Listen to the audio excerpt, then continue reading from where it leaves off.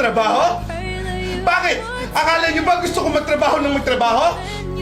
Bakit pag tumigil ba ako magtrabaho, may magtatrabaho para sa atin? Di ba wala naman? Akala niyo ba hindi ako nasasaktan pag nakikita ko kayong magkakasama sa mga gala ninyo tapos wala ako? Gustong-gusto kong makasama kayo. Gustong-gusto kong magpahinga kasama kayo.